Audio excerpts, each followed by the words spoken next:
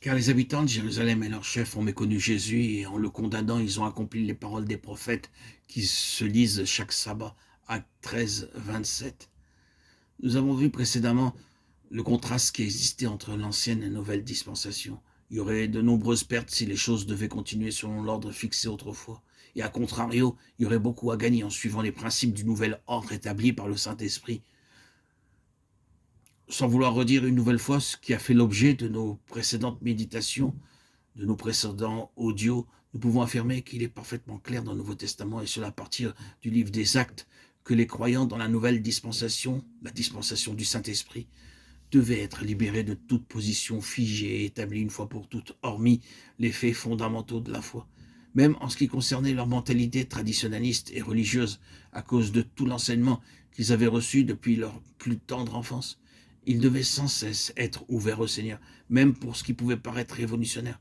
Ils devaient se garder d'être prisonniers d'un système, afin que le Seigneur ait toujours la liberté d'accomplir en eux une œuvre révolutionnaire pour réformer tous leurs concepts. Il n'y avait rien de contradictoire en cela, car la pleine signification divine de tout ce qu'ils connaissaient de la parole de Dieu leur était donnée. Le Seigneur avait réellement plus de lumière et de vérité à faire jaillir de sa parole, tellement plus que tout ce qu'ils possédaient déjà, et qui leur paraissait désormais bien peu de choses. Vous remarquez cependant qu'une crise avait été nécessaire dans le domaine spirituel et que parfois ils ont dû faire face à de sérieux conflits. Mais cependant, le Saint-Esprit avait suffisamment gagné de terrain pour pouvoir les conduire plus loin. Cela est arrivé avec Pierre, à Joppé, sur la terrasse de la maison. Il en était de même avec Saül de Tarse. Il n'y a aucun doute à ce sujet en agissant comme il l'avait fait. Saül agissait sur la base scripturaire de l'Ancien Testament. Il pensait recevoir l'approbation de la parole de Dieu pour ce qu'il faisait.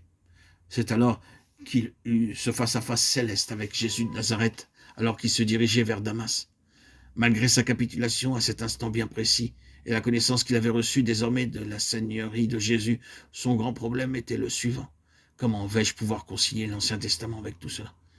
Il a dû partir pour l'Arabie, et probablement pendant 2 années. Il a été confronté avec ce que disait l'Ancien Testament, et le fait irréfutable que Jésus avait été établi Christ et Seigneur. Cependant, il a bien traversé cette crise. Il est revenu de son désert et saisi par le courant irrésistible de l'esprit, il est devenu un puissant serviteur de Dieu. Nous aimerions aller un peu plus loin. Nous avons dit que dans cette nouvelle dispensation, comme cela est manifesté dans le livre des Actes, les prophètes ont été interprétés d'une manière toute nouvelle, que la signification spirituelle de leur déclaration a été remise en lumière avec tout ce que cette nouvelle approche intérieure impliquait. Nous savons que l'inauguration de cette dispensation, le jour de la Pentecôte, a été attestée par la citation de nombreux prophètes. Cela a commencé avec Joël, mais c'est ici ce qui a été dit par le prophète Joël, acte 2,16, avec bien d'autres citations de l'Ancien Testament se rapportant à cette période. Désormais, que ce soit par des citations directes ou par des accomplissements prophétiques, comme cela est clairement le cas pour la prophétie de Joël, les prophètes sont introduits dans de nombreuses occasions.